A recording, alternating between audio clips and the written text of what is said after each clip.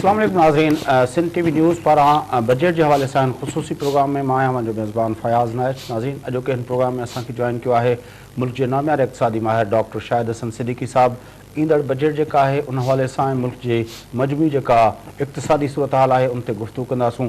अचो तो प्रोग्राम की शुरुआत कयूं। डॉक्टर साहब अस्सलाम वालेकुम। जी वालेकुम अस्सलाम। डॉक्टर साहब, ये जो अपना बजट आ रहा है, लेकिन बजट से पहले जो 2-4 डेवलपमेंट्स हुई हैं, एक तो इकोनॉमिक कॉरिडोर की बात हुई और उस पर बहुत जो हुकूमत जो है वो कह रही है कि उन लोगों ने बड़ी अचीवमेंट की हुई है, लेकिन उससे भी अहम बात जो हुई है वो ये हुई है कि द इकोनॉमिस्ट में कुछ दिन पहले एक रिपोर्ट आई है, उसमें पाकिस्तान को फास्टेस्ट ग्रोइंग मुस्लिम इकोनॉमी के हवाले से कहा गया कि मलेशिया है, इंडोनेशिया है, ये सारे जो मुसलमान ममालिक हैं उसमें तेज़ी से अगर कोई इकोनॉमी ग्रो कर रही है तो वो पाकिस्तान की है।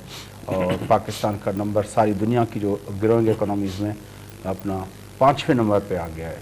तो आप इस जो अपना ये पहली मरतबा हुआ है किसी इंटरनेशनल किस्म के उस सर्वे में पाकिस्तान को इतना इकोनॉमी को इतना वो किया गया है, क्या समझते हैं आप? शुक्रिया फयाज साहब, आपने बड़े अहम नुक्ते से अपने सवाल का आगाज़ किया है। अब मैं रिकॉर्ड पे कोई चीज़ कहना चाहता हूँ। इकनॉमिक्स वाले ना भी सुन रहे हो तो वज़ारत ख़ज़ाना, वज़ीर आज़म ये तो सुन रहे हैं ना। मैं उनको ये बता दूँ कि जब ये हुकूमत आई थी पीपल्स पार्टी के दौर में ख़त्म हुआ था तो कोई 3.8% की शरह नमू थी। अब वो 4.1 हो गई। तो कितना ज़बरदस्त इजाफा है। तो 3.8 से 4.1। अब आप ये बताइए कि आलमी बैंक की एक रिपोर्ट है, आलमी बैंक की, वर्ल्ड बैंक की, जी वर्ल्ड बैंक की, वो ये कहते हैं, मैं तो वर्ल्ड बैंक कोट कर रहा हूँ, मैं अपनी राय तो नहीं दे रहा, कि ये जो 2 साल गुजरे नवाज हुकूमत के, इसमें जनूबी एशिया हमारा खित्ता है, अब उसमें अफ़गानिस्तान को भी ले लिया गया है, तो 8 मुल्क हैं। वो ये कहते हैं कि इन 2 सालों में 8 मुल्कों में से 7 मुल्कों की जो ग्रोथ रेट है वो पाकिस्तान से बेहतर है, और पाकिस्तान सिर्फ अफगानिस्तान से ऊपर है, श्रीलंका, नेपाल, भूटान, बांग्लादेश सबसे नीचे। तो आलमी बैंक कह रहे हैं, और जो रैंकिंग मैंने खुद देखी तो सही कह रहा है, मैं भी कह रहा हूँ। लेकिन आलमी बैंक ने एक और बात कह दी कि जी जिस बजट की आप तैयारी कर रहे हैं, आपने बड़ी यहाँ अपनी टीम बनाई है, तो वो तो आलमी बैंक तो ये कहता है कि 2016 में, अगला साल, ये जो 8 ममालिक हैं इसमें पाकिस्तान 7वें नंबर पर रहेगा, सिर्फ अफगानिस्तान से आगे, बाकी सबसे पीछे। तो मैं इसका क्या कहूँ आपसे। लेकिन ये जो कहा गया है कि इंडिकेटर्स बेहतर हुए हैं पाकिस्तान की इकोनॉमी के, और उसमें ख़ास तौर पर इन्फ्लेशन की बात हुई है कि वो बेहतरी आई है, और उसके अलावा जो पाकिस्तान के ट्रेड डेफिसिट जो है वो उसमें हुआ है, रिजर्व्स बढ़ गए हैं। तो ये चीज़ें तो बहरहाल मतलब ये स्टेटिस्टिक्स जो दुनिया कोट कर रही है उस हिसाब से तो इंडिकेटर्स में बेहतरी आई है। अब आप अगर दिल में तो आपको भी पता है कि क्या हुआ है। मैं आपको एक आम फहम अल्फाज में अगर आप इजाज़त दे दें, एक जुमला बोल दूँ। एक आदमी था, उसका कोई एक नादान दोस्त था, उसने कहा कि तुम्हारे अकाउंट में कितने हैं? कहने लगा जी मेरे अकाउंट में तो 5,000 है। कहते इसको करोड़ में क्यों नहीं ले जाते? कहते मेरे पास कुछ होगा तो ले जाऊँ। कहता नहीं, मैं बताता हूँ, मकान बेच दो और बीवी का जेवर बेच दो और इस पैसे को ले जाके बैंक में जमा कर दो, और फिर शोर करना कि जी मेरे अकाउंट में आप जो है वो, आजकल तो आपको पता है 200 गज का मकान भी 2-3 करोड़ का होता है। तो कहने मेरे अकाउंट में 3 करोड़ आ गया। कहने कैसे आ गया? मकान बेचा है और मैंने बीवी का जेवर भी बेच दिया। उसका ससुर मर चुका था तो रोने वाला कोई नहीं है उसका। तो आपके ख्याल में पाकिस्तान में तो मेरे ख्याल में नहीं। देखिए मैं पूरी जिम्मेदारी से बात कर रहा हूँ, और देखिए आप भी तो ये चीज़ें देखते हैं ना, इससे कतई नज़र अपनी ज़ाती ज़िंदगी में आप भी तो रिसर्च करते हैं ना। अब मैं आपको एक बात बता दूँ, आपको भी पता है, मुझे भी पता है, और डॉक्टर साहब भी कह चुके, $2 अरब के इन्होंने यूरो बॉन्ड बेचे हैं। $2 अरब लिख लीजिए, बहुत महंगी शरह सूद पर, अगले साल उसको भुगतना पड़ेगा आपको भी मुझे भी। $1 अरब के सुकूक बॉन्ड बेचे हैं, 3 हो गए। $1.5 अरब सऊदी अरब ने दिया, वो तो मिला ना आपको। आपका तो कोई पॉलिसी का कमाल तो नहीं है ना उसमें। अच्छा, $1.7 अरब के वो आपका गुडविल तो है, गुडविल तो पता चलेगी ना जब उन्होंने, आपको पता है कि मुत्तहिदा अरब इमारात, भाई हम तो मुसलमान भाई को इज्जत करते हैं, मगर आपको भी पता है कि कितना बड़ा मुल्क है। उसने कहा कि पाकिस्तान ने जो ये मना किया है इसको उसकी कीमत चुकानी पड़ेगी। अब बताइए, इस्लामी जमहूरियत पाकिस्तान न्यूक्लियर पावर पहली, उसको सिर्फ इसलिए कि वहाँ उनके पास तेल की दौलत है और हम उनसे पैसे लेते हैं। उसने ये बात हमें कह दी, बोला एक जौहरी ताकत 20 करोड़ आदमियों का मुल्क है यार, कोई छोटा मुल्क तो नहीं है ना। उसने ये कह दिया, इसीलिए कहा ना कि $1.5 अरब लिए। तो बहरहाल मैंने आपको $3 अरब के सुकूक बताए और यूरो बॉन्ड बताए, और $1.5 अरब कितने हो गए, $4.5 अरब। $1.7 अरब के उन्होंने शेयर्स बेचे हबीब बैंक और दूसरे, $6.2 अरब हो गए। तो 3G 4G स्पेक्ट्रम के पैसे मिले, कोalition सपोर्ट फंड के मिले, IMF से कर्जा मिला, वर्ल्ड बैंक से कर्जा मिला। तो ये मिला के कोई 11-12 अरब डॉलर बनते हैं। इजाफा हुआ $7 अरब का, तो $4 अरब की कमी हुई कि नहीं हुई, हो गई। आप अब मैं ये कह रहा हूँ कि जो पैसे में बाहर से आए, हाँ रेमिटेंसेज भी $2 अरब बढ़ी हैं, हर साल बढ़ रही हैं। अब मैं उसकी भी अगर आप इजाज़त देंगे तो बता दूंगा कि पहली चीज़ इसकी वजह से रुपए की कदर बढ़ गई। अब मैं नहीं कह रहा, वज़ीर तिजारत खुर्रम दस्तगीर ये कहते हैं कि हमने अपने रुपए को ऊंचा रखा हुआ है मसनूई तरीके से, उसकी वजह से पाकिस्तान की बरामदात गिर रही है। अब वज़ीर तिजारत कह रहा है, अरे सही कह रहा है, आपका रुपये 102-3 का तो नहीं है, ये तो आपने ज़बरदस्ती रखा हुआ है। स्टेट बैंक मार्केट से डॉलर खरीद रहा है, तो उससे वजह से आपका एक्सपोर्ट का बेड़ा गर्क हो गया। अब आप कहेंगे हाँ $18 अरब की रेमिटेंसेज आ गई। ये $18 अरब क्या है आपको पता है? IMF ने 33 साल में जो हमें पैसे दिए हैं सब मिला के वो $17 अरब हैं। 33 साल में रुला के इतना एक साल में आ गया। लेकिन इस 18 अरब डॉलर में से $9 अरब मुत्तहिदा अरब इमारात और सऊदी अरब से है। तो आपके ख्याल से $9 अरब वहाँ पाकिस्तानी भेज रहे हैं क्या? $9 अरब छोटी रकम नहीं है। तो क्या है फिर ये? भाई वो रकम ये है कि मैंने रिश्वत ली, बत्ता लिया, टैक्स की चोरी की, स्मगलिंग की, वो मनी चेंजर से कहा यार 2% ले ले, 2.5% ले ले, बाहर से टीटी तो मंगा दे। मैं ये कहता हूं कि मुल्क मेरा है, मुल्क आपका है, 20 करोड़ आदमियों का मुल्क है। इनको कहो जिनकी टीटी आई हैं जरा उससे पूछो जिसने पैसा भेजा है उसका तुम्हारे साथ क्या रिश्ता है। पता चलेगा कि एक कमरे में 8 आदमी रहते हैं वहां पर UAE में, दुबई में, वो टीटी भेज रहे हैं आपको। मतलब उसको वहां पे कोई नहीं पूछताछ करता, उनको क्या जरूरत है? देखिए ना, दुबई तो आपको पता फ्री के माँ है, उनको क्या जरूरत है? पूछे तो आप कि भाई ये जो पैसा आ गया आपके पास मिस्टर एक्स, ये जो आपको जो है वो जो $5 मिलियन आ गए हैं आपके पास, तो ये आपका वाइट हो गया सारा पैसा। तो किसने भेजा? वो आपका कोई चचा है, कोई भाई है, वहाँ ड्राइवर है, ये उसका कोई मकान भी है, उसका ज़रा बिजली का बिल तो दिखा दें। भाई हुकूमत को भी पता है, मुझे भी पता है, और क्यों है ये भी बता दूँ आपको। Income tax ordinance 111 subsection 4 Pakistan का, अगर आपके पास बाहर से पैसा आया तो FIA, IB, state bank, NAB कोई नहीं पूछेगा कहाँ से आया। पूछते तो एग्जैक्ट से भी नहीं है, मगर जब मुझे आप ये बताएं कि एक आदमी जो कमरे में 8 आदमियों के साथ रहता है वो आपको $5 मिलियन भेज रहा है, क्या रखा है इन बातों में? तो आपके ख्याल में फिर ये किस तरह चल रहा है? कहाँ चल रहा है?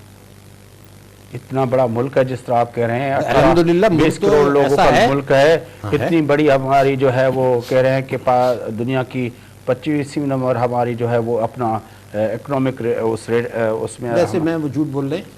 अब देखिए मैं यहाँ बात कर रहा हूँ, कल को मुझे गिरबान से आप भी पकड़ सकते, कोई भी। हमारा 43वां नंबर है, लेकिन सारे वो कहते हैं कि 27 या 25 पे। वो जो भी कहते हैं आप ये करें। देखिए मैं तो सबको दावत दे रहा हूँ, आपको भी दावत दे रहा हूँ। आप रैंकिंग निकाल लीजिए, GDP रैंकिंग वर्ल्ड की, उसमें सबके GDP दिया होता है, उसमें आप 43वें नंबर पे आते हैं। IMF की निकाल लीजिए, वर्ल्ड बैंक की निकाल लीजिए, मैं सबको दावत दे रहा हूँ। आप आज कंप्यूटर खोलें, उसमें निकालिए GDP रैंकिंग, IMF ने क्या दी वर्ल्ड, और उसमें फिगर दी है कि हमारी इतनी है, फलाने की इतनी है, तो हमारा 43वां नंबर है। तब मैं क्या, छठा आबादी के लिहाज से है, तो अगर मैं 8वां भी होता तो मैं खुश नहीं होता। हमारा तो 43वां है। देखिए मैं आपको बताऊँ, रुपया आपने मसनूई रखा, रेमिटेंसेज आपकी जिस तरह आ गई मैंने आपको बता दी। GDP ग्रोथ रेट आप भी पिछले प्रोग्राम में कहा करते थे कि जी 7% से अगर कम होगी तो गुर्बत कम नहीं होगी। अब 4% पे आप ढंडोरा पीट रहे हैं यार, 4% पर। बांग्लादेश आपसे आगे है, श्रीलंका आपसे आगे, नेपाल आपसे आगे, भूटान आपसे आगे। क्या यार बात कर रहे हैं? क्या हुआ है मुझे बता तो देना यार। मसले बढ़े हैं आपके, कुछ भी नहीं हुआ। नहीं तो ये जो मैंने आपको फैक्ट्स बताए, अगर कोई ये कहता है कि ये स्टेट बैंक की रिपोर्ट में नहीं है, IMF की रिपोर्ट में नहीं है, वर्ल्ड बैंक की, मैं अपने घर से तो बना के नहीं ला रहा, मैं तो आपको डॉक्यूमेंट कोट कर रहा हूँ। आपके कर्जे बढ़े हैं, बेतहाशा आपके कर्जे बढ़ रहे हैं, आप असासे बेचते चले जाए। अब आप आ जाइए अफरात ज़र पर, जो आपने कहा था बिल्कुल सही। देखिए बात यह है कि अभी तो तेल वगैरह इसमें आज बरतानिया की आप रिपोर्ट निकाली और वो माइनस में चला गया उनका। आज भी आपका अफरात ज़र अपने दो पार्टनर से ज़्यादा हुआ क्या है कि आलमी मंडी में तेल की कीमतें कम हो गई, पाम ऑयल की कीमतें कम हो गई, तो हुकूमत ने वो पूरा फ़ायदा आवाम को मुंतकिल नहीं किया, मगर चीज़ें जो कम हुई आपकी, तो उसकी वजह से अफरात ज़र कम हो गया। अफरात ज़र IMF की रिपोर्ट आप निकाल लीजिए, स्टेट बैंक के निकाल लीजिए, जो कि हुकूमत के कहने पे चलता है, क्योंकि आपको पता है कि स्टेट बैंक का जो गवर्नर है कोई बहुत सीनियर आदमी नहीं है, वो तो कभी अपनी ज़िंदगी में प्रेसिडेंट बैंक का नहीं बना। ये स्टेट बैंक के गवर्नर पे आपकी तनकीद हमेशा रहती नहीं है। उसकी वजह यह है कि मॉनेटरी किसी ज़माने में एक खातून हुआ करती थी, आप उससे भी वो आप बड़े नहीं, मैं उससे भी नाराज़ था, इशरत साहब से भी नाराज़ था। हाँ। और देखिए हमारे गवर्नर्स कौन से थे, जाहिद साहब ये गवर्नर थे, यानी इवन हनफी साहब ये गवर्नर थे। ये स्टेट बैंक का गवर्नर तो फील्ड मार्शल अय्यूब को मना कर देता था कि मैं अपने मर्जी का मालिक हूँ, ठीक है ना, आपके रिकॉर्ड पर है ना पाकिस्तान में। आज क्या हुआ कि इसहाक डार साहब ने कहा कि जी शरह सूद में कमी हो गई, तो ये तो इख्तियार स्टेट बैंक का है, आपने कैसे कह दिया? तो वो बेचारे अब ऐसे ही है, सब मेरिट पे तो नहीं आ रहे हैं ना, सब चल रहा है इसी तरीके से। एक आदमी जो था वो वहाँ चला रहा था पुअर नर्सिंग होम लंदन में, नर्सिंग, उसको आपने डिप्टी गवर्नर। चलें डॉक्टर साहब, अब एक और एस्पेक्ट पे चले जाते हैं। ये जो पाकिस्तान के अंदर काफ़ी अरसे से आपने उस पर बड़ी ज़बरदस्त किताब भी लिखी है दहशतगर्दी के हवाले से, और उसमें लेकिन अब जो इतनी बड़ी इन्वेस्टमेंट पाकिस्तान के अंदर इकोनॉमिक कॉरिडोर के हवाले से और चाइना की तरफ से वो आ रही है, आपके ख्याल में, और फिर वो जो ईरान की पाइपलाइन के हवाले से भी कह रहे हैं कि चाइना ने वो कहा है कि हम वो आपको बना के दे देते हैं, तो ये जो चाइना का पाकिस्तान के अंदर इस तरह की जो अपना इन्वेस्टमेंट है या उससे पाकिस्तान की जो इकोनॉमी का प्रोफाइल है, आप नहीं समझते कि वो काफ़ी बढ़ जाएगा? भैया साहब देखिए, बात यह है कि चीन एक बहुत बड़ी ताकत है, इससे आप इनकार नहीं कर सकते। मैं एक जुमला आपको बता रहा हूँ, हमारे यहाँ तो लोग हवा में बात करते हैं। चीन के ज़र मुबादला के जो ज़खायर हैं, सिर्फ चीन के, मैं चाहता हूँ इस पर तफसील से बात करें, लेकिन एक ब्रेक ले लेता हूँ। नाज़रीन, इक़्तिसादी सूरत-हाल के हवाले सां, जो आइंदड़ बजट के हवाले सां ख़ुसूसी नशस्त में डॉक्टर शाहिद हसन सिद्दीकी साहब असां सां गॾु। जी डॉक्टर साहब, चाइना के हवाले से बात हो रही थी। भैया साहब मैं आपसे अर्ज़ कर दूँ कि चीन एक बहुत बड़ी ताकत है, हमारे पाकिस्तान में लोगों को अभी अंदाज़ा नहीं है चीन का। मैं आपसे बता दूँ, देखिए चीन के एक मुल्क, उसके जो ज़र मुबादला के ज़खायर हैं इस वक्त, वो जो अपने आप को दुनिया का चैम्पियन कहते हैं, अमेरिका, और 28 यूरोपियन यूनियन के मुल्क, 28, फ्रांस, जर्मनी, इटली, स्पेन, सब, स्विट्ज़रलैंड, इन सब के मिला लें ज़र मुबादला के ज़खायर अमेरिका, और ये 28 ताकतवर मुल्क, बरतानिया, फ्रांस, जर्मनी, इटली, फलाना फलाना, इनसे दुगने हैं अकेले के। तो पाकिस्तानों को समझना होगा कि एक हमारा दोस्त मुल्क, हम अमेरिका के पीछे क्या देगा आपको? ये है आपका मुल्क चीन। उसकी अब तक दिया तो अमेरिका ने है। नहीं, ये जो अयूब खान के आप अगला सवाल मुझसे जब पूछेंगे तो मैं आपको इसका भी जवाब दे दूंगा, दुआ के नहीं। अब चूंकि आपने एक बड़ा अहम सवाल पूछा है, मैं इस पर रेस्ट्रिक्ट कर रहा हूँ, बाद में आप पूछेंगे जवाब। जरूर जरूर। तो मैं फैयाज साहब आपको ये बता रहा था कि चीन ने एक फैसला किया है, और चीन ने फैसला किया कि जब वो इतनी बड़ी ताकत है कि अमेरिका यूरोपियन यूनियन के मजमूई रिजर्व से दुगने हैं, अब उसने फैसला ये किया है कि मैं अपना रसूख सियासी और माशी दुनिया में, यूरोप में, एशिया में और अफ्रीका में बढ़ाऊंगा। तो उन्होंने एक वन रोड वन बेल्ट का जो पूरा है, ये यूरोप में भी जाएगा, रशिया में भी जाएगा, अफ्रीका में भी जाएगा, एशिया में भी जाएगा, वस्त एशिया में भी जाएगा, बर्मा में भी जाएगा, बांग्लादेश में भी जाएगा। एक बहुत बड़ा वो नेटवर्क बना रहे हैं, रेल भी होंगी, ब्रिजेस भी होंगी, पाइपलाइंस भी होंगी, सब कुछ होगा, ठीक है। दूसरे ये कि हमने कभी अभी पाकिस्तान को, आम आदमियों को समझाने की कोशिश नहीं की। अल्लाह ताला के फजलो करम से हमारी जो महल वक़ू है, जिसे स्ट्रेटेजिक लोकेशन कहते हैं, वो दुनिया की अहम तरीन में से एक है। आपकी जो लोकेशन है सही है। ये केटी बंदर से आप गवादर तक चले जाएं, या आपकी जो वो साहिली पट्टी है, अब ये आपको 2,49,000 मील भी मिल गए उसके साथ साथ। और गवादर पोर्ट, आपकी सेंट्रल एशियन रिपब्लिक्स बड़ी ताकतें बनने वाले माशी, वही रास्ता है। तो चीन का जो ये अजीम शान मंसूबा है, उसका एक अहम हिस्सा है कि खुंजरात से गवादर तक वो नेटवर्क बनाना चाहते हैं। एक चीज़ उसमें उनका जो मगरबी सूबा है सेंकियांग, उसकी $22 अरब की इम्पोर्ट है इस साल। वो कॉस्ट उसकी बहुत कम रह जाएगी। और जब गवादर पोर्ट होगा और बाद में मिडिल ईस्ट से ऑयल आएगा, पाइपलाइनें पड़ेंगी, मेरा अपना अंदाज़ा ये है कि चीन को कम से कम आगे चल के 20 अरब डॉलर सालाना मिलने वाले हैं। ठीक है। अब हमारा इसमें जो आज फ़ायदा है वो ये है कि जब ये पाइपलाइन बननी शुरू होगी तो लाखों लोगों को वहाँ रोजगार मिलेगा। कंस्ट्रक्शन तो मजदूर तो हमारे ही होंगे ना, लेबर मिलेगा।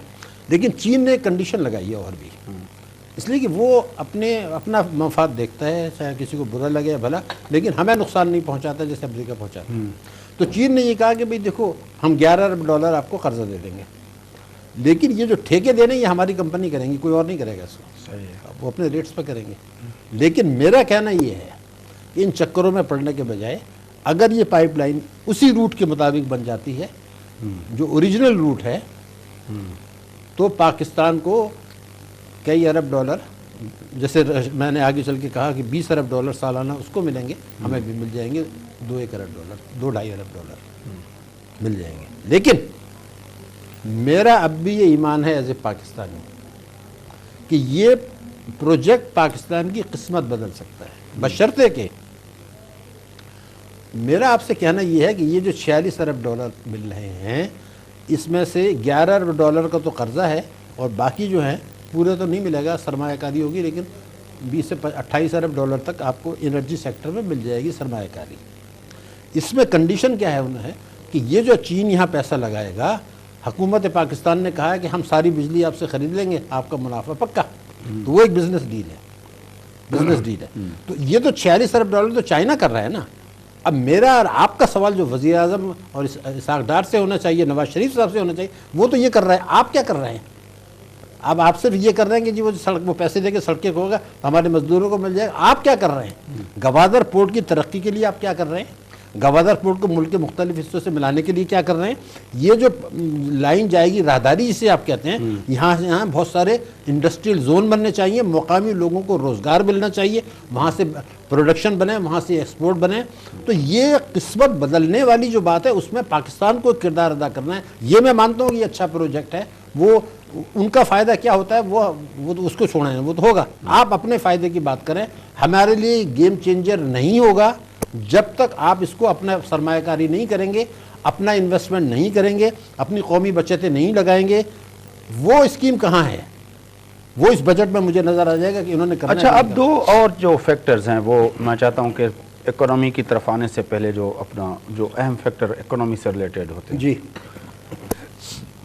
एक दहशतगर्दी जिसको काफ़ी सालों से जो चल रहा है सिलसिला कि पाकिस्तान की मईशत पे उसका काफ़ी बुरा असर पड़ा है। अब जब हम ज़रब अज़ब कर रहे हैं, कराची के अंदर कर रहे हैं, और तो और कच्चे के इलाके में जो अपना वो बैठे हुए हैं वहाँ पे भी कर रहे हैं, बलूचिस्तान के अंदर भी हमने एग्रेसिवली वो किया हुआ है। तो आपके ख्याल में उसका एक ओवरऑल इम्पेक्ट आप देख रहे हैं बैनुल-अक़वामी सतह पे, या उन तरह की जो अपना, ताकि आने वाले कल में कोई इस तरह की इन्वेस्टमेंट आप देख रहे हैं जिस तरह चीन अभी आ रहा है, उससे पहले हम ये सब कुछ कर रहे हैं, तो बाकी दुनिया के लिए भी पाकिस्तान एक अपना इन्वेस्टमेंट के हवाले से एक अपना एक इन्वेस्टमेंट फ्रेंडली इन्वायरमेंट आप बनते देख रहे हैं? देखिए बात ये थी, मेरा जो सवाल था कि हम क्या कर रहे हैं, उस वो दुनिया इस पर फैसला करेगी। दुनिया बेवकूफ़ नहीं है, उनको पता है कि ये चाइना तो अपने लिए कर रहा है ना, ये तो उसमें हमारा भी फ़ायदा है। लेकिन बेसिकली मैं आपको बता दूं, हुकूमत पाकिस्तान दिलचस्पी ले या ना ले, ये जो लोग बात कर रहे हैं कि ये पैसा आएगा नहीं, मैं आपको कह रहा हूँ ये राहदारी बन जाएगी, कोई रोक नहीं सकता उसको। इसलिए कि चाइना की ज़रूरत है, उसने फैसला कर लिया और वो एक ताकत है, वो कराएगा। हमारी फ़ौज उसको सिक्योरिटी देगी उन लोगों को, तो ये तो बनेगा, इसको कोई रोक नहीं सकता। ये बिल्कुल क्लियर है। दहशतगर्दी का जो मसला है, इसमें 2-3 सवाल पैदा हो रहे हैं। देखिए, जब ये शुरू हुआ था तो उस वक्त हमें एक सबक सिखाया गया था कि ताकत के इस्तेमाल से फतेह नहीं होगी जब तक लोगों के दिल और दिमाग नहीं जीतेंगे। ये सबक था पाकिस्तान हुकूमत का। अब जब से ये ऑपरेशन रिजर्व शुरू हुआ तो उनका जो बजट खसारा बढ़ गया है, हमारे एक्सपेंसेस बढ़ गए हैं, तो ये डेवलपमेंट एक्सपेंडिचर भी आपने को 300 अरब के कम कर दिए इस साल। महाजरीन भी बेचारे पड़े हुए हैं लाखों, उनकी भी कोई देखभाल नहीं हो रही। हमारी फ़ौज वहाँ शहादतें हो रही हैं, हमारे सिविलियंस की शहादतें हो रही हैं। अमेरिका ने 3 दिन में 2 ड्रोन हमले कर दिए। और अमेरिकी दानिश्वर ये कहते हैं कि अमेरिका ये ड्रोन हमले इसलिए कर रहा है कि अमेरिका चाहता है पाकिस्तान में इंतहा पसंदी को फ़रोग़ दिया जाए। देखिए, मैं जब ये कहता हूँ कि हमारी किस दानिश्वर ने कहा है? नोम चॉम्स्की, जो अमेरिका का चॉम्स्की साहब, उसको मैं एक बहुत बड़ा दानिश्वर मानता हूँ। और 90 साल की उम्र में कोई झूठ नहीं, इसलिए कि वो जाने की तैयारी भी कर रहा है 90 साल में, तो इतनी बड़ी बात अगर वो कह रहा है। और ये मैं भी कहता हूँ, मैं एज ए पाकिस्तानी कहता हूँ कि अमेरिका हमारे मुल्क में दहशतगर्दी को फ़रोग़ दे रहा है। अब आप देखिए, अभी हमारी ISPR फ़ौज ने क्या कहा है, उसने कहा ये काउंटर प्रोडक्टिव है। भाई, जब हमारी फ़ौज मार रही है, F-16 यूज़ कर रहे हैं, हम यहाँ से कर रहे हैं, हमारे सिविलियंस मारे जा रहे हैं, हमारे फौजी शहीद हो रहे हैं, हमारे सिविलियन शहीद हो रहे हैं, अब आपको क्या ज़रूरत है वहाँ से हमले करने की? तो वो तो उनका अपना खेल है। मुझे एज ए पाकिस्तानी, जो आपका सवाल है, दो मेरे ऑब्जर्वेशन है। एक तो ये कि हमारे 113 अरब डॉलर पाकिस्तानी कौम ने नुकसान उठा लिया है अब तक, 113 अरब डॉलर। अगर आपके 60,000 आदमी इसमें जो है अपनी जान से हाथ धो बैठे हैं, उसमें 50,000 से ज़्यादा सिविलियन हैं, 6,000 के करीब या 7,000 फौजी होंगे।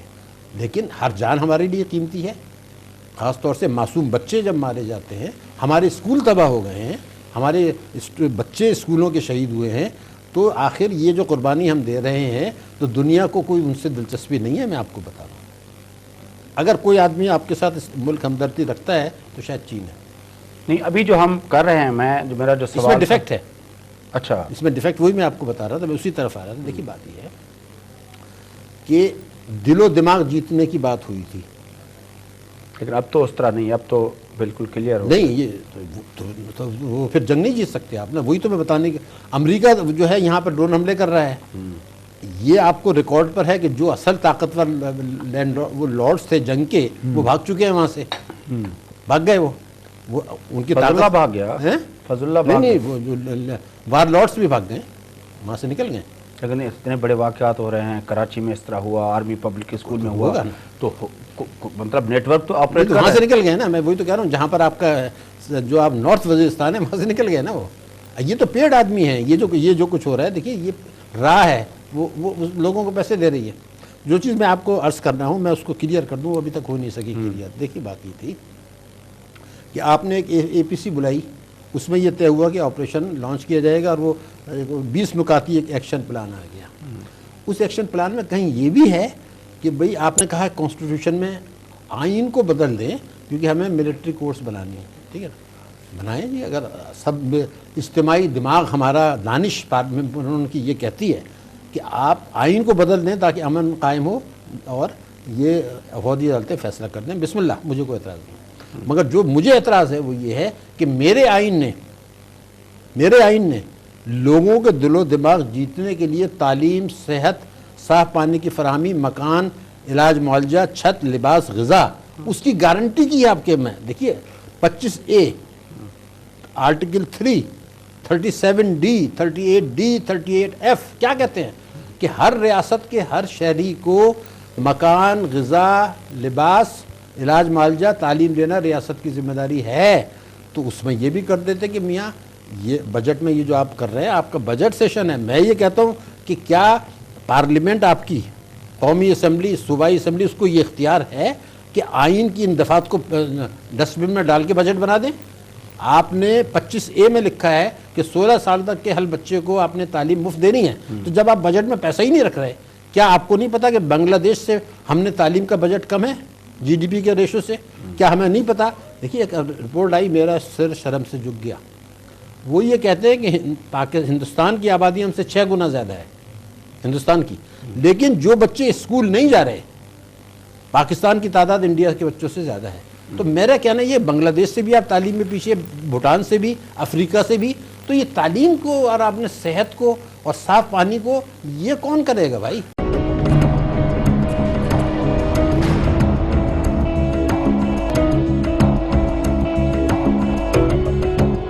डॉक्टर साहब, इस पे एक और मेरा सवाल है।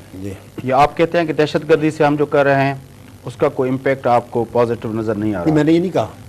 मैंने ये कहा कि जंग नहीं जीत पाएंगे, कब्जा कर लेंगे वजीरिस्तान को, ये दहशतगर्द उसको मार पीट के भगा के। यहाँ कराची में भी हो रहा है, दूसरी जगहों पे भी हो रहा है, तो मैं एक काफ़ी अपना एक्सपेंड कर रहे हैं। पॉलिटिकल स्टेबिलिटी बात होती रही है, पाकिस्तान के अंदर पॉलिटिकल स्टेबिलिटी नहीं है, इस वजह से फॉरेन इन्वेस्टमेंट नहीं आ रही, पाकिस्तान का वो नहीं है। लेकिन अब हम देख रहे हैं कि एक स्टेबिलिटी का एक माहौल बन गया है कि भाई तो मुशर्रफ के अंडर जो अम्ब्रेला के अंदर जो अपना असेंबली बनी थी उसने 5 साल पूरे किए थे, फिर वो नहीं रहा तो उसके बाद जरदारी साहब के अम्ब्रेला के अंदर जो अपना वो थी तो वो 5 साल पूरे कर गई, और ये तीसरी हुकूमत है जिसको अपना तीसरा साल चल रहा है। तो आपके ख्याल में एक तसलसल जो है पॉलिटिकल स्टेबिलिटी का, उसका कोई इम्पैक्ट देखते हैं बैन अवी इदारों पर, या उसका कोई पाकिस्तान की मैश? भैया साहब, आप बड़ा फिलोसफिकल सवाल कर रहे हैं। अब मैं आपकी खिदमत में एक फिगर देता हूँ, उस पर ज़रा आप भी गौर कर ले, मैं भी कर लेता हूँ। जो एशिया के, यूरोप अमेरिका को भूल जाए फ़िलहाल, एशिया हमारा, एशिया की जो इमर्जिंग इकनॉमीज़ हैं उन्होंने दुनिया में 4,400 अरब डॉलर का इन्वेस्टमेंट किया इस साल। 4,400 अरब डॉलर का इन्वेस्टमेंट एशिया के कुछ मुल्कों ने किया दुनिया भर में। अब बकौल आपके मुशर्रफ साहब के ज़माने में स्टेबिलिटी रही, जरदारी साहब ने अल्हम्दुलिल्लाह 5 साल पूरे किए, 2 साल ये भी हो गए, आइंदा भी कर लेंगे ये। तो ये 8 पर 13 तो 15 साल तो हो गए ना। इन 15 सालों में इस साल ये जो 4,400 अरब डॉलर था, इसमें हमारा हिस्सा तो 1 अरब डॉलर भी नहीं है। अब मेरी फिगर नहीं, ये तो स्टेट बैंक की फिगर है। 4,400 जो है ये आलमी बैंक की फिगर है। पिछले 5 वर्षों में पाकिस्तान का जो सबसे बड़ा सेक्टर है वो टेक्सटाइल है। मैं आज आपको एक फिगर दे रहा हूँ कि 5 वर्षों में पाकिस्तान में जब स्टेबिलिटी थी तो टेक्सटाइल सेक्टर में 5 वर्षों में $100 मिलियन का इन्वेस्टमेंट आया। 4,400 अरब डॉलर, तो ये छोड़ें जी, आप अपनी इकनॉमी सही करेंगे। लेकिन डॉक्टर साहब अभी देखें ना, अब तो हम तो वो काफ़ी तब्दील भी हुआ है ना, क्योंकि अब तो 50% से ज़्यादा पाकिस्तान की जीडीपी के अंदर जो कंट्रीब्यूट होता है 53% के करीब, वो तो होता है सर्विस सेक्टर से। ठीक है ना। जब सर्विस सेक्टर में हम तो कह रहे हैं कि अब हम सर्विस सेक्टर में वो बढ़ रहे हैं, और वो जो प्रोडक्टिव जो हमारी अपना इकोनॉमी थी, प्रोडक्शन लेड जो इकोनॉमी थी, अब तो उस तरह हम नहीं जा रहे हैं। कहाँ जा रहे हैं? वही तो कह रहा हूँ, अब सर्विसेज हम प्रोवाइड कर क्या क्या है, क्या ये आपको पता है ना? आप सुनाए ना। अब मैं एक जुमला कहता हूँ, इसलिए कि ये तो रिकॉर्ड पर आ रहा है ना, कोई भी पकड़ सकता है, आप भी पकड़ सकते हैं, कोई भी पकड़ सकता है। पाकिस्तान में तमाम बैंकों ने, तमाम बैंकें जितनी भी हैं, 1947 से 2002 तक कितने साल हुए? 55 साल। 55 साल में जितना मुनाफा कमाया था उससे कई गुना मुनाफा एक साल में कमा लिया 2014 में। 246 अरब रुपए का मुनाफा इस साल बैंकों ने कमाया। 2013 जो कह रहे हैं कि इस साल के अंदर 2 मरतबा जो है वो अपना इंटरेस्ट रेट कम किए गए हैं बैंकों के, उनको तो फ़ायदा हो रहा है ना। इसलिए फ़ायदा हो रहा है कि उन्होंने कर्जे देने बंद कर दिए, हुकूमत को कर्जे देने शुरू कर दिए, उनका तो बैड डेट ज़ीरो हो गया ना। फिर देखिए, मैं मार्केट में बरामद कुननगान हैं उनको देने बंद कर दूँ, टेक्सटाइल को देना बंद कर दूँ, एग्रीकल्चर को देना तकरीबन बंद कर दूँ, मैंने कर्जे देने बंद कर दिए, हुकूमत को दे दिए, और आराम से बैठ के मैं चाय पी रहा हूँ, सिगार पी रहा हूँ, बैंकर। तो बैड डेट तो होगा ही नहीं आपका, ना मॉनिटरिंग की ज़रूरत, ना स्टॉक चेक करने की ज़रूरत। जब आप ये धंधा शुरू करते, मेरा आपको जो एक जुमला मैंने बोला था कि 1947 से 2002 तक जितना मुनाफा तमाम बैंकों ने कमाया था, उससे ज़्यादा तो मुनाफा इन्होंने एक साल में इजाफे हो गया। पिछले साल था उसमें अरब में 85 अरब का फ़र्क हो गया, 246 अरब रुपये का मुनाफा है। 2002 में 1 अरब का था। आप मुझे ये बताइए कि 1 अरब एक साल में कमाया 2001 में, आपके 246 कमा लिया। क्या सोचते, इतना तो स्विट्ज़रलैंड, बरतानिया, अमेरिका में कोई बैंकर नहीं कर सकता। उन्होंने क्या काम किया? कर्जे देने बंद कर दिए निजी सेक्टर को, और बैंकों के खातेदारों का रेट गिरा दिया। 9,000 अरब रुपए के डिपॉजिट हैं। ज़रा गौर करने की बात है, ये करोड़ों लोगों की मैं बात कर रहा हूँ, मैं अपनी नहीं कर रहा। 9,000 अरब रुपए के डिपॉजिट हैं। PLS में नफ़ा नुकसान में शिरकत। जब 1 अरब रुपए का मुनाफा था, उनको 6.5% मुनाफा मिला था। अब 246 अरब रुपए, तो उनको आपने मुनाफा 5% कर दिया, लूट लिया आपने। देखिए मुल्क को कैसे तबाह कर रहे हैं। एक मिसाल। दूसरी मिसाल जो आपकी दिलचस्पी की है, क्योंकि मुझे ये पता है आप एग्रीकल्चर में दिलचस्पी लेते हैं। अब आपने मुझसे पानी का भी डिस्कस किया, आज मैं आपको अपनी राय दे दूँ। देखिए, अब जो भी इन्वेस्टमेंट ला रहे हैं, चाइना आ रहा है, सब कुछ आ रहा है। मैं ये जानता हूँ कि अगर आप डैम्स 2 बना लें बड़े, और छोटे डैम बना लें मिसाल के तौर पर, और जो पाकिस्तान के अंदर रिसर्च हुई है फ़ी एकड़ पैदावार बढ़ाने की, उसमें बीमारियों का भी है, सीड का भी है, फर्टिलाइज़र का भी है, सब कुछ है। किसान आपके जफाकश मौजूद हैं। अगर फी एकड़ पैदावार आपकी बढ़ाने की आप साइंस की रिसर्च डाल दें और आपके पास पानी ज़ख़ीरा हो जाए डैम्स बना के, एक तो बिजली बनेगी, एक फाजिल पानी ज़ख़ीरा भी होगा। तो आज ये मैं बात इसलिए कर रहा हूँ कि इसमें 12 करोड़ आदमियों का मुस्तकबिल वाबस्ता है। 12 करोड़ लोग इस मुल्क के देही इलाकों में रहते हैं। ये बात मेरी आप पूरी सुने, काटेंगे नहीं, मेरी गुजारिश सुने। मेरा कहना ये और लाइव स्टॉक, मवेशी, डेयरी, इसकी हमारी जो आज जीडीपी है वो है 600 अरब रुपया, 6000 अरब रुपया। बड़ा इंपॉर्टेंट बात बता रहा हूँ, 6000 अरब रुपए की जीडीपी है, 12 करोड़ आदमी है। मैंने जो ये दो बातें बताई आपको, अगर ये कर लें तो ये 50,000 अरब की हो जाएगी। तो ये जो 12 करोड़ आदमी हैं, इनकी ज़िंदगी में जो इनकलाब आएगा, करने का काम तो ये है आपका ना। आप कहाँ निकल गए हैं आप? डॉक्टर साहब, वो तो देखे ना, वो जो पानी का मसला है, मेरे ख्याल में उस पर आने वाले दिनों में हम ज़रूर बैठेंगे। पानी का मसला है, क्योंकि उस पर मेरा भी और आपका राय काफ़ी नहीं, जो राय है इसमें इस पर नहीं है कि डैम्स बनाने हैं छोटे बड़े, इस पर कोई मुख्तलिफ, छोटे बनाया, मीडियम नहीं, मैं कहता हूँ कि उस पर तो हमारी स्टडी है ना, जो अब्बासी साहब ने जो बड़ा सही काम किया, उसने कहा कि भाई आप स्कर्दू के पास एक बड़ा डैम बना सकते हैं, वो 17 से अपना मिलियन एकड़ फीट का वो आप बना सकते हैं। ये जो 6-7 मिलियन एकड़ फीट का है, क्योंकि पानी हमारे पास हर साल नहीं होता। हमारे यहाँ पानी होता है जब सुपर फ्लड ईयर्स होते हैं, वो सुपर फ्लड ईयर्स हर 10-12 साल के बाद होते हैं। तो उसके लिए हमारे ये 6-7 मिलियन एकड़ फीट वाले डैम जो है वो काफ़ी नहीं होंगे।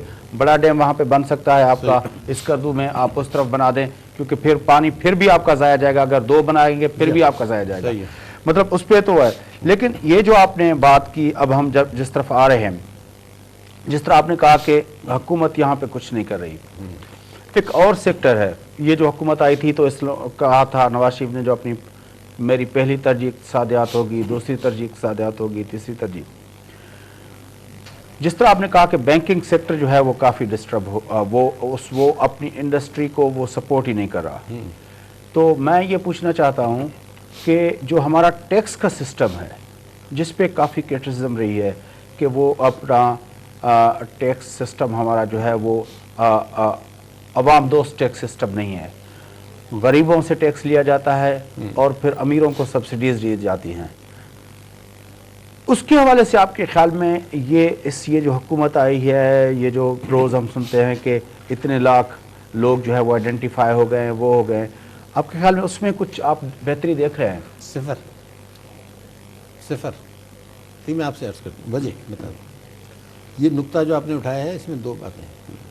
देखिए, पहली चीज़ तो ये है कि आज मिसाल के अगले साल ये 3200 अरब का शायद हदफ रखेंगे। 3200 अरब का होना चाहिए, कम से कम 8,000 अरब का, तो ये 5,000 की शॉर्ट होगी। अब मैं आपको एक इसी सवाल में आपको बताऊँ, देखिए 20 करोड़ की आपकी आबादी है ना, अल्हम्दुलिल्लाह। 1 करोड़ आदमी तो बेतहाशा दौलतमंद है, बहुत दौलत है 1 करोड़ आदमी। 1 करोड़, देखिए एक फैमिली में 5 आदमी होते हैं, ये ना आप भूलें, एक फैमिली में 5 आदमी होते हैं। जो कमाने वाला 1 या 2 होते हैं, बाकी मिडिल क्लास में तो 1 कमाने वाला होता है तो 5 खाने वाले। लेकिन मालदार में आप कह सकते हैं कि 3 का औसत होता ही है। तो 1 करोड़ आदमी इस्टेब्लिश्ड है। देखिए स्टॉक एक्सचेंज, प्रॉपर्टी, 2-2 हज़ार गज के बंगले, बैंकों में जो डिपॉजिट हैं, मैंने ये देखा कि 10 लाख से ऊपर के डिपॉजिट ज़रा देख लें। नेशनल सेविंग्स में पैसे पड़े हुए हैं लोगों के, 2-2 हज़ार गज के बंगले हैं, प्रॉपर्टीज़ हैं, कमर्शियल बिल्डिंग। आपको पता है डिफेंस में एक 200 गज का कमर्शियल प्लॉट जो है वो 8-10 करोड़ 12 करोड़ का है। अब तो अपना और बढ़ गए। तो ये 1 करोड़ आदमी तो बेहतर, मैं बड़ी इंपॉर्टेंट आपको बता रहा हूँ, ये पाकिस्तान की सर्वाइवल और पाकिस्तान की बका और पाकिस्तान की खुशहाली का नुस्खा बता रहा हूँ मैं आपको। 1 करोड़ आदमी बेतहाशा दौलतमंद है, अल्लाह ने दिया, अल्लाह उनको और दे, मैं किसी को गरज नहीं कर रहा। लेकिन जो अफसोस की बात है वो ये है कि वो 6.25 करोड़ आदमी जो हैं वो मिडिल क्लास के हैं, 6.25 करोड़। अब 6.25 करोड़ जो ये मिडिल क्लास के आदमी हैं, इनसे ज़्यादा बेवकूफ़ कोई नहीं है पाकिस्तान में। वो कैसे? इसलिए कि 6.25 करोड़ का मतलब ये है कि 1 करोड़ तकरीबन कमाने वाले है ना, 5 आदमी औसत होते हैं। अब हमारे 12 करोड़ गरीब हैं, 12-13 करोड़, वो 20 करोड़ हो गए। अब वो जो 1 करोड़ हैं वो तो टैक्स चोरी कर रहे हैं बेतहाशा, जैसे आपने जिक्र किया। 32 लाख की एक फहरिस्त बनी थी, वो बनी थी अब से 8 साल पहले, उस पर 1 रुपये भी नहीं मिला। और दफन कर दी, इसलिए कि वो सब मुझसे किसी ने पूछा क्यों नहीं होता, मैंने कहा अपने पैर में कौन कुहाड़ी मारेगा, वो खुद ही ये करने वाला। अब जो मैं नुक्ता बता रहा हूँ, 1 करोड़ आदमी तो ये चोरी कर रहे हैं पैसा, और ये बेतहाशा कमा रहे हैं और दौलत बाहर भेज रहे हैं, जो भी कर रहे हैं, स्टॉक एक्सचेंज में जा रहे हैं। अब ये जो 1 करोड़ आदमी, इनमें से बेशतर चोरी कर रहे हैं टैक्स, लेकिन अगर वो अपने घर में बैठे किसी दिन कमरे में पंखा चला के, और वो ये कहेंगे कि मैंने मिसाल के तौर पर इतना टैक्स चोरी किया, लेकिन मैंने जो GST 17% दिया, पेट्रोल का नर्ख दिया, बिजली का नर्ख दिया, मार्केट से टैंकर पानी का खरीदा, उसने उससे 3 गुना वो नुकसान उठा रहा है टैक्स चोरी करके। अगर वो 1 रुपया चोरी कर रहा है तो 3 रुपये उसको नुकसान हो रहा है।